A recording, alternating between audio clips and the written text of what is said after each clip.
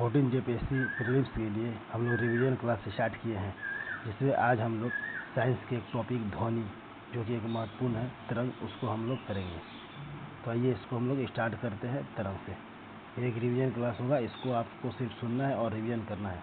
इसमें जितने भी फैक्ट दिए हैं ये क्वेश्चन ही है, यानी क्वेश्चन के रूप में ही आपको ये रिवीजन कराया जाएगा। तो चलिए आइए इसको स्टार्ट करते हैं। पहला है तरंग। तरंग किसे कहते हैं या तरंग के कितने भाग होते हैं? तो तरंग के दो भाग होते हैं, एक है यांत्रिक तरंग, उसके बाद है अयांत्रिक तरंग। यांत्रिक तरंग क्या होता है? वे तरंग जो माध्यम में, माध्यम मतलब ठोस द्रव गैस में संचारित होती है, उसे यांत्रिक तरंग कहते हैं। यांत्रिक तरंग वे तरंग जो माध्यम में यानी ठोस द्रव गैस में संचारित होती है, उसे यांत्रिक तरंग कहते हैं। यांत्रिक तरंग के दो भाग होते हैं, एक है अनुदैर्ध्य तरंग और दूसरा है अनुप्रस्थ तरंग। यांत्रिक तरंग के कितने भाग होते हैं? दो भाग, एक अनुदैर्ध्य और एक अनुप्रस्थ तरंग होता है। यांत्रिक तरंग के दो भाग होता है। जैसे एक प्रकाश और ध्वनि, इसका एग्जाम्पल हम लोग लेते हैं। तो प्रकाश क्या है? यह अनुप्रस्थ तरंग का उदाहरण है और ध्वनि अनुदैर्ध्य तरंग का उदाहरण है। यहाँ से क्वेश्चन डायरेक्ट आता है कि अनुदैर्ध्य तरंग कौन है और अनुप्रस्थ तरंग कौन है। तो ध्यान रखना है कि प्रकाश जो है वह अनुप्रस्थ तरंग है और ध्वनि वो अनुदैर्ध्य तरंग है। किस तरंग का ध्रुवण नहीं होता है? ये सब की क्वेश्चन के रूप में ही दिखा जाता है। किस तरंग का ध्रुवण नहीं होता है? तो अनुदैर्ध्य तरंग का ध्रुवण नहीं होगा। सभी विद्युत तरंग किसकी बनी होती है? तो सभी विद्युत तरंग जो है फोटोन की बनी होती है। विद्युत चुंबकीय तरंग का तरंगदैर्घ्य कितना होगा? 10⁻⁻14 मीटर से लेकर 10⁻⁻4 मीटर तक। यानी विद्युत चुंबक का जो तरंगदैर्घ्य होता है वह 10⁻⁻14 मीटर से 10⁻⁻4 मीटर तक होता है, विद्युत चुंबकीय का तरंग। अब आगे है विद्युत चुंबकीय तरंग के गुण। कौन कौन से गुण हैं? तो विद्युत चुंबकीय तरंग यह पहले उदासीन होता है, यह अनुप्रस्थ होता है, प्रकाश के गमन से करती है और ऊर्जा और संवेग दोनों होती है। यानी विद्युत चुंबकीय तरंग में ऊर्जा और संवेग दोनों होगा, प्रकाश के गमन करेगी, अनुप्रस्थ होगा और उदासीन होगा। अब आगे देखते हैं विद्युत चुंबकीय तरंग को किसने प्रतिपादित किया था? तो सर्वप्रथम मैक्सवेल ने प्रतिपादित किया था।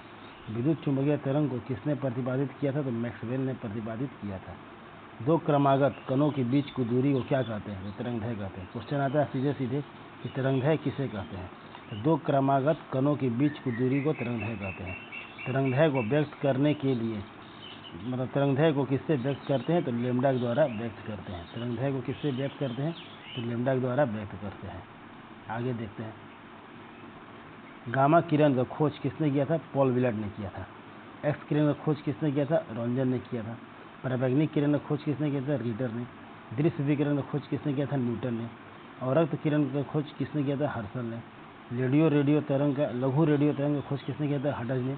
और दीर्घ रेडियो तरंग का खोज किसने किया था? मार्कोनी ने। ये कुछ तरंग है, ये खोज करता है जो बहुत इंपॉर्टेंट है, जिसमें गामा किरण की जो खोज है पॉल विलार्ड। तो गामा किरण की वेदन क्षमता सबसे अधिक होती है। पूछता है क्वेश्चन, किसकी वेदन क्षमता सबसे अधिक होती है? तो गामा किरण की। एक्स किरण के बारे में, चिकित्सा में उपयोग होता है। और पराबैंगनिक किरण यह सिकाई और बैक्टीरिया को नष्ट करने में, सिकाई मतलब इलाज, बीमारी के इलाजों में, और बैक्टीरिया नष्ट करने में पराबैंगनिक किरण का खोज होता है। तो ये तीन को इंपॉर्टेंट है जो बार बार पूछे, तो इसीलिए हम लोग तीनों को ही रिवीजन करेंगे। गामा किरण का नामकरण किसने किया है? तो रदरफोर्ड ने किया है। गामा किरण का नामकरण रदरफोर्ड ने किया है। अब आ गया ध्वनि तरंग। तरंग पढ़ लिए, अब है ध्वनि तरंग। ध्वनि तरंगें अनुदैर्घ्य होती है, जैसे कि हम लोग पहले ही देखे, और प्रकाश अनुप्रस्थ थी। तो ध्वनि तरंगें अनुदैर्घ्य होती है। आवृत्ति परिसर, ध्वनि को आवृत्ति परिसर में बांटा गया है। कुछ तरंग है इंपॉर्टेंट और उसको आवृत्ति परिसर में बांटा गया है, जिसको एक एक करके हम लोग देख लेते हैं। पहला है अपसरप तरंग। अपसरप तरंग की आवृत्ति 20 हर्ट्ज से कम होती है और इसे मनुष्य नहीं सुन सकता है। बस अपसरप तरंग के बारे में दो ही फैक्ट याद रखना है कि इसकी आवृत्ति 20 हर्ट्ज से कम और इसको मनुष्य नहीं सुन सकता है। अब आता है श्रव्य तरंग। इसकी आवृत्ति होती है 20 हर्ट्ज से लेकर 20,000 हर्ट्ज के बीच और यह मनुष्य सुन सकता है। इसका भी दो फैक्ट इंपॉर्टेंट है कि श्रव्य तरंग की आवृत्ति होगी 20 हर्ट्ज से लेकर 20,000 हर्ट्ज के बीच और इसको मनुष्य सुन सकता है। नेक्स्ट है प्रसव तरंग। इसकी आवृत्ति 20 हर्ट्ज से अधिक होती है और इसे मनुष्य नहीं सुन सकता है। इसका भी दो फैक्ट याद रखना है। कुछ जानवर सुनते हैं प्रसव तरंग को, जैसे कुत्ता, बिल्ली, चमगादड़ इत्यादि प्रसव तरंग को सुनते हैं। जहाँ से क्वेश्चन आता है प्रसव तरंग का उपयोग से क्वेश्चन आता है। प्रसव तरंग का उपयोग कहाँ कहाँ होता है? पहला, समुद्र की गहराई को पता करने में, वायुयान, कीमती कपड़ों को सफाई में, चिमनी से काली हटाने में, दूध के जीवाणु को नष्ट करने में ये आता है उपयोग। यहाँ आता है कि किस रोग में रोग के इलाज में किस माध्यम से इसका उपयोग करते हैं? तो गठिया रोग के इलाज में, मस्तिष्क का ट्यूमर का पता लगाने में, भ्रूण की जांच में और पथरी रोग में, यानी ये 4-5 रोग में उपयोग होता है। और यहाँ समुद्र की गहराई का पता लगाने में, वायुयान, कीमती कपड़ों का सफाई, चिमनी से काली हटाना, दूध के जीवाणुओं को नष्ट करना, तो इतने सारे चीज़ों में प्रसव तरंग का उपयोग होता है। आपको यहीं से क्वेश्चन अगर आएगा तो इतना उदाहरण से ही क्वेश्चन देखने को मिल जाएगा। अब आगे देखते हैं। जैसे जैसे क्वेश्चन पूछता है उसी हिसाब से नोट्स लिखा गया है। ध्वनि पर प्रभाव पड़ता है किसका? तो ताप का। ध्वनि पर किसका प्रभाव नहीं पड़ता है? तो दाब का। डायरेक्ट क्वेश्चन आता है कि ध्वनि पर किसका प्रभाव पड़ता है? ताप का। ध्वनि पर किसका प्रभाव नहीं पड़ता है? तो दाब का। ये दोनों याद रखना है। अब ध्वनि के लक्षण हैं। ध्वनि के कितने लक्षण हैं? 3 लक्षण, प्रबलता, तारत और गुणता। प्रबलता के कारण क्या होता है? ध्वनि हमें तेज या मंद सुनाई देती है। तारत के कारण क्या होता है? ध्वनि मोटी और पतली सुनाई देती है। और गुणता के कारण होता है, गुणता के कारण हमें 2 ध्वनि के बीच का अंतर पता करते हैं। तो सबसे इम्पोर्टेंट हो गया तारत वाला। यहाँ से बहुत बार क्वेश्चन आता है कि कोई भी चीज़ का आवाज़ हमको मोटा या पतला सुनाई देता है तारत के कारण, कोई भी ध्वनि तेज या मंद सुनाई देती है प्रबलता के कारण, और 2 ध्वनि के बीच का अंतर पता कर लेते हैं हम लोग गुणता के कारण। तो अब इसका आगे देखते हैं क्या है। ध्वनि की प्रबलता स्तर व्यक्त करते हैं किसमें? फोन में। फोन मात्रक है इसका, उसी में हम लोग व्यक्त करते हैं। मनुष्य की सुनने की क्षमता कितना डेसिबल है? 95 डेसिबल है। बहुत बड़ा है क्वेश्चन कि मनुष्य के कानों की सुनने की क्षमता कितना डेसिबल? 95 डेसिबल। प्रतिध्वनि सुनने के लिए श्रोता और परावर्तक सतह के बीच न्यूनतम दूरी कितनी होनी चाहिए? 17 मीटर होनी चाहिए लगभग। कान पर ध्वनि का प्रभाव कितना देर तक रहता है? तो 1/10 सेकंड तक रहता है।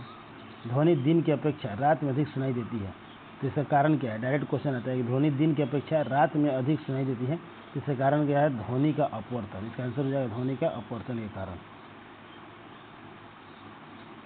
महिला की आवाज़ पुरुषों की तुलना में पतली होती है, क्यों?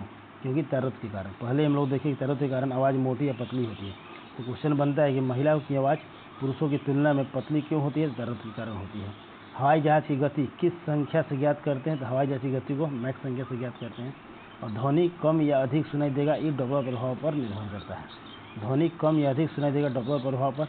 या इसमें एक और उदाहरण जोड़ लीजिए कि नज़दीक आती हुई ट्रेन की ध्वनि अधिक और दूर जाती हुई ट्रेन की ध्वनि, मतलब सीटी की उसका आवाज़ लेट से सुनाई देता है, कम सुनाई देता है, ये भी डॉपलर प्रभाव के कारण ही होता है।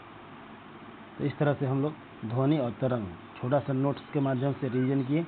अब वो क्वेश्चन आएगा तो इतना ही एग्जाम्पल काफ़ी है, यहीं से क्वेश्चन हर बार आता है और वही क्वेश्चन को दिया गया है जो एग्जाम में बार बार पूछा जाता है। तो उम्मीद है आपको ये रिवीजन के लिए अच्छा लगा होगा। मिलते हैं हम लोग अगले क्लास में। धन्यवाद।